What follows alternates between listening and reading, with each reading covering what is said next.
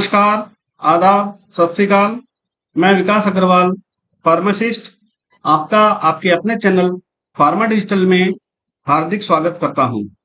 Friends, आज हम pharmaceutical chemistry, जो कि डी फार्मेसी फर्स्ट ईयर का सब्जेक्ट है, उसके chapter number 1 introduction to pharmaceutical chemistry का दूसरा टॉपिक डिस्कस करने जा रहे हैं।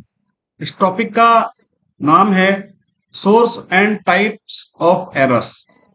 फ्रेंड्स, इसका फर्स्ट चैप्टर जिसका टॉपिक 1 हम पहले डिस्कस कर चुके हैं, उसका लिंक हम नीचे डिस्क्रिप्शन बॉक्स में दे देंगे।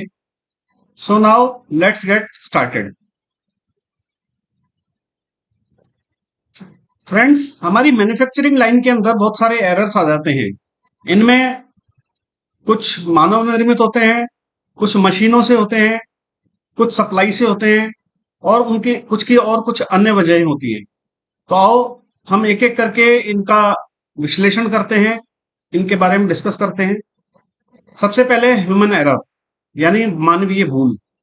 आपने देखा होगा, जब कभी भी मैन्युफैक्चरिंग होती है या कोई भी हम काम करते हैं तो मानव का होना बहुत आवश्यक है। अगर मानव भूल ना करे तो 80 to 90% गलतियों में कमी की जा सकती है। सबसे पहला इसके अंदर आता है फटीग। फटीग का मतलब होता है थकान। वर्कर्स, इनके वर्किंग आवर्स फिक्स किए गए हैं जो कि 8 घंटे होते हैं। इन 8 घंटों में वर्कर्स को कुछ बीच में रेस्ट भी मिलना चाहिए, लेकिन काम ज्यादा होने की वजह से, या समझ लो कि उसने अपना आराम नहीं किया कल रात और आके सीधा काम पे लग गया, तो उसकी वजह से हमारी असेंबली लाइन में प्रॉब्लम्स क्रिएट हो सकती हैं। कुछ गलती हो सकती है, कोई सबस्टांस ज्यादा हो जाए, कोई कम हो जाए, मशीन को पूरी तरह से ऑपरेट ना कर पाए। तो इस तरह से ये जो फटीग है, ये हमारे ह्यूमन एरर का बहुत बड़ा कारण बनता है। दूसरा इसमें आता है lack of training of experience. Friends, हमारी असेंबली लाइन के अंदर जो वर्कर्स होते हैं वो अनएजुकेटेड होते हैं। उनको कोई एजुकेशन नहीं होती। अपने गांव देहात से आए, काम पे लगा दिया, कपड़ा वपड़ा पहनाया, टोपी लगाई और काम पे लग गए, जबकि उनको व्यवहारिक तौर पर कुछ ट्रेनिंग दी जानी चाहिए। इस ट्रेनिंग के बगैर हमारी असेंबली लाइन बहुत सारी गलतियों को झेलता है। ना तो वहां पर प्रॉपर तरीके से कोई डिग्री होल्डर या डिप्लोमा होल्डर वर्कर काम करता है, और ना ही हमारे जो इंडस्ट्रियलिस्ट हैं इसके ऊपर ध्यान देते हैं। Third one is destruction. Destruction का मतलब है वर्कर लोग जो काम करते हैं वो अपने काम के ऊपर पूरे प्रॉपर ध्यान नहीं देते। जैसे बात कर रहे हैं, काम काम करते करते बात करने लग गए या तंबाकू रगड़ने लग गए, इतने में पीछे से जो कोई सामान बन रहा था उसके अंदर कुछ कमी निकल गई तो उनकी आंखों के आगे से वो रह गया। या जैसे हमारे सुपरवाइजर्स होते हैं, वो प्रॉपर तरीके से अपने वर्कर्स के ऊपर ध्यान नहीं देते, तो ये गलतियां हो जाती है। Fourth is miscommunication. मिसकम्युनिकेशन का मतलब है जिस चीज की हमें जरूरत है उसकी हमें पूरी जानकारी आपस में मिलकर कर लेनी चाहिए, लेकिन आपस में जब सिंक्रोनाइजेशन नहीं होता एक दूसरे से, एक दूसरे को मालूम नहीं होता कि हमें क्या जरूरत है, ना तो मैन्युफैक्चरिंग यूनिट मैनेजमेंट से कोई डिस्कस करता है, ना सेल्स वाला परचेज से करता है, ना R&D वाला टेक्नीशियन से करता है, ना इनमें आपस में कभी कोई आपस में जो मेल मिलाप होना चाहिए वो नहीं होने की वजह से ये प्रॉब्लम क्रिएट होती है। Fifth is इनएडिक्वेट supervision.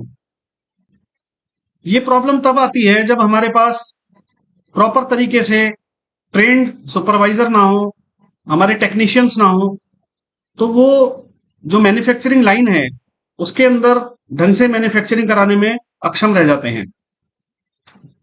Sixth is documentation error. इसके अंदर जो डॉक्यूमेंट होने चाहिए हमारे बनाने के लिए, जैसे कि हमें ऑर्डर आया किसी सामान के लिए बनाने के लिए और उसकी हमने रिपोर्ट निकलवाई लेकिन रिपोर्ट गलत आई, उसके आधार पर हमने सामान को, हमारी मैन्युफैक्चरिंग को कर दिया, तो ये एक बहुत बड़ी भूल होती है, मानवीय भूल। Seventh is data entry mistake.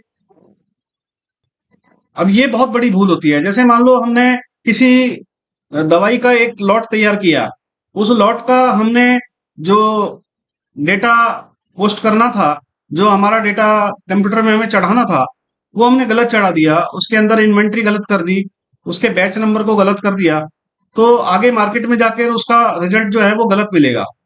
मान लो दवाई 6 महीने के लिए वैलिड थी, लेकिन उसको हमने लिख दिया 11 महीने के लिए या 15 महीने के लिए, तो ये एक बहुत बड़ी मिस्टेक हमारी क्रिएट हो जाती है।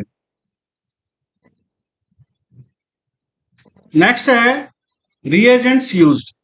अब इसमें रिएजेंट्स जो हम यूज करते हैं सामान बनाने के लिए, हमारे जो केमिकल सब्सटेंसेस हैं, अगर प्रॉपर तरीके से हैजार्डियस टॉक्सिक सब्सटेंसेस को जो हमारा तैयार करने वाला सब्सटेंस है उससे अलग नहीं किया जाता, तो एक बहुत बड़ी एरर जो है वो हमारे सामने आती है। जैसे मान लो CaCl है, कैल्शियम क्लोराइड, उसको हम सोडियम कार्बोनेट के साथ रिएक्शन करवाते हैं, तो उसमें कैल्शियम कार्बोनेट का फॉर्मेशन हो जाता है। अगर ये कैल्शियम कार्बोनेट उसमें से ना निकाला जाए, तो आगे जाकर इसका एक बहुत बड़ा ड्रॉबैक हमें मिलने वाला होता है।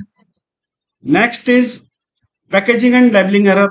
अब ये भी एक बहुत बड़ा एरर होता है ह्यूमन, क्योंकि ये पैकिंग और लेबलिंग का जो काम है ये तो मानव ही करता है। इसके अंदर आप देखिए, जैसे हमने किसी दवा को तैयार किया और गलती से हमने जिस दवा का पर्चा हमें या उसकी पैकिंग के ऊपर हमें जो स्टिकर लगाने थे, वो स्टिकर नहीं लगाकर दूसरे कंपनी के या दूसरी दवा का हमने स्टिकर लगा दिया, तो आप समझिए कितनी बड़ी भूल हो सकती है। इससे किसी की जान भी जा सकती है। तो इस तरह की जो है ये कुछ मानवीय भूल थी। आगे हम देखते हैं इक्विपमेंट एंड इंस्ट्रूमेंटेशनल एरर्स। फ्रेंड्स, इसके अंदर फर्स्ट है कैलिब्रेशन एरर। कैलिब्रेशन का मतलब होता है हमारे जो टेस्टिंग इक्विपमेंट्स हैं उनको दूसरे इक्विपमेंट से समतुल्य कर लेना। मतलब जो हम इंस्ट्रूमेंट्स हमारे मैन्युफैक्चरिंग लाइन में टेस्टिंग के लिए, मैन्युफैक्चरिंग के लिए यूज करते हैं, उनके गुणवत्ता की जांच के लिए यूज करते हैं, उनको सरकार द्वारा मान्यता प्राप्त किसी लैब से या सरकारी लैब से कैलिब्रेट करा लिया जाए। अगर हम सालों साल उसको कैलिब्रेट नहीं कराएंगे, तो हमारे रिजल्ट्स गलत ही आएंगे। अब इसमें दूसरा आता है इक्विपमेंट माल फंक्शन। मतलब जो इक्विपमेंट हम यूज कर रहे हैं उसके अंदर ब्रेक डाउन हो जाना, इसकी वजह कुछ भी हो सकती है, जैसे कि एकदम से सडन पावर का चले जाना या सॉफ्टवेयर में कुछ प्रॉब्लम्स क्रिएट हो जाना। इसमें हमारा जो ऑपरेशनल काम होता है वो अफेक्टेड रहता है। इसमें प्रोडक्ट की क्वालिटी और उसकी जो टाइमिंग है उसमें डिले हो सकता है, तो इसका हमें ध्यान रखना चाहिए। Third one is contamination. Contamination का मतलब है हमारे जो इक्विपमेंट्स हैं उनको हम प्रॉपर तरीके से क्लीनिंग वॉशिंग नहीं करते हैं, उनको हमें स्टेरलाइज करना चाहिए, उनकी साफ सफाई करनी चाहिए। लेकिन अगर हमने प्रॉपर तरीके से उनकी साफ सफाई स्टेरलाइजेशन नहीं किया, तो हमारा जो फाइनल प्रोडक्ट है वो उस क्वालिटी का नहीं बनेगा या टॉक्सिक, उसका जो नेचर है टॉक्सिक हो सकता है। अब इसके अंदर थर्ड मेन पॉइंट आता है supply line errors. Supply line मतलब जो रॉ मटेरियल हम बाजार से ले रहे हैं या हमारे जो सप्लायर्स हैं जो रॉ मटेरियल हमें दे रहे हैं, उसके अंदर जो एरर आती हैं उसको हम सप्लाई लाइन चेन एरर कहते हैं। जैसे हमने कोई सामान बाहर से लिया, अगर उसका उन्होंने सब प्रॉपर तरीके से मेंटेनेंस करके करते हुए हमें सप्लाई नहीं किया, कंटामिनेटेड दे दिया या ऐसा सामान दे दिया जैसे कि अंदर कुछ है और लेबल उसके ऊपर कुछ और है, तो फाइनल प्रोडक्ट हमारा गलत निकलेगा। जैसा कि हमने एग्जांपल में दिया है, जिंक सल्फेट जो कि जिंक ऑक्साइड या जिंक मेटल से तैयार होता है, अगर उसके अंदर ये जो मेटल्स हैं जैसे एल्युमिनियम है, कॉपर है, मैग्नीशियम है, निकल है, आर्सेनिक है, अगर प्रेस्क्राइब अमाउंट से ज्यादा हुई तो वो हमारे सब्सटेंस को टॉक्सिक कर सकती है। इसमें नेक्स्ट है काउंटरफेट और सब स्टैंडर्ड ड्रग्स। अब इसका मतलब ये हुआ कि जो प्रोडक्ट हमें चाहिए उसका सेम मिलता जुलता प्रोडक्ट हमें दे दिया गया। जैसे कि हमें चाहिए तो शुगर, लेकिन उसके बदले हमें दे दिया नमक। तो उसका आप जानते ही हैं क्या हमारा नुकसान है। अगर हम दूध में चीनी की जगह नमक डाल देंगे तो दूध का फटना तय है। इसी तरह से अगर हमारा प्रोडक्ट किसी मिलती जुलती दवा से तैयार करेंगे तो उसका नेचुरली टॉक्सिक होना तय है। Third is transportation and logistics. इसका मतलब ये हुआ कि जो इम्प्रॉपर हैंडलिंग है, मान लो सामान हमारा आना है, उसको सही ढंग से नहीं लेके आए, उसको उसका टेम्परेचर जो फ्लैक्चुएशन है, कुछ दवाएं ऐसी होती है जो एक प्रॉपर तरीके से ही ट्रांसपोर्ट की जा सकती हैं, या कुछ दवाएं ऐसी हैं जिनको बहुत हमने डिले कर दिया तो उसकी वजह से उनका जो है कंटामिनेशन हो सकता है, वो खराब हो सकती हैं। जैसे बहुत सारी वैक्सीन हैं, बहुत सारी ऐसी दवाएं होती है जिनको 1 घंटे 2 घंटे में 3 घंटे में यूज करना होता है। अगर ऐसा नहीं किया गया तो दवा का खराब होना तय होता है। अब इसका फोर्थ मेन पॉइंट है रेगुलेटरी एंड कंप्लायंस एरर। इसका मतलब होता है जो हमारी रेगुलेटरी बॉडीज हैं, गवर्नमेंट्स हैं, स्टेट गवर्नमेंट्स हैं, और हमारे अलग अलग डिपार्टमेंट्स जो होते हैं, जो इन सब चीजों को कंट्रोल करते हैं, देखते हैं कि ये मैन्युफैक्चरिंग किस तरह की है। उनके लिए अगर हम पूरी तरह से अपना ध्यान लगा के मैन्युफैक्चरिंग नहीं करते हैं तो उसका एक जुर्म खड़ा हो जाता है।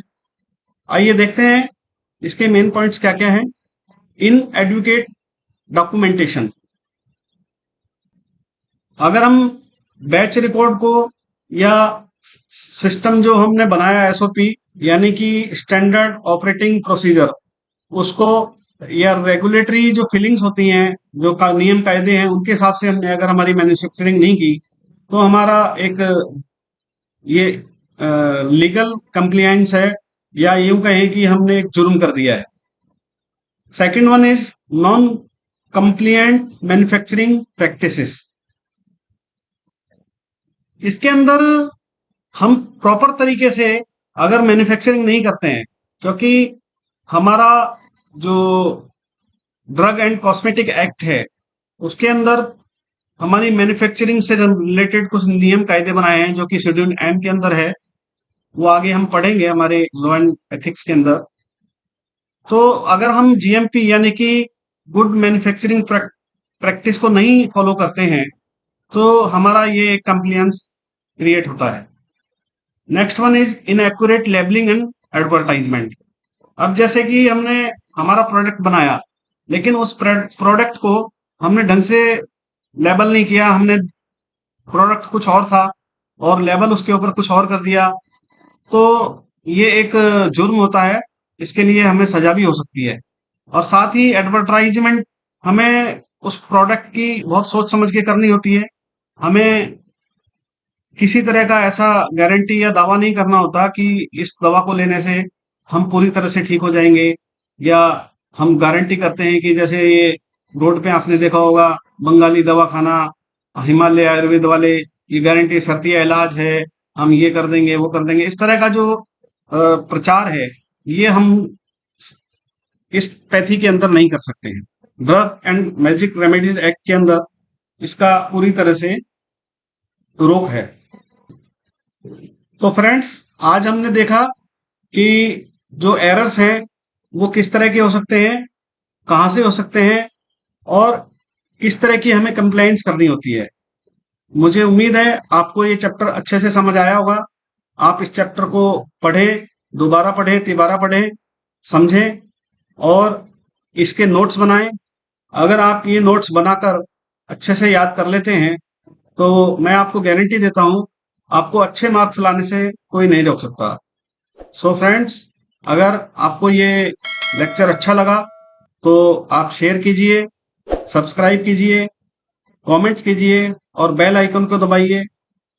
थैंक यू, धन्यवाद।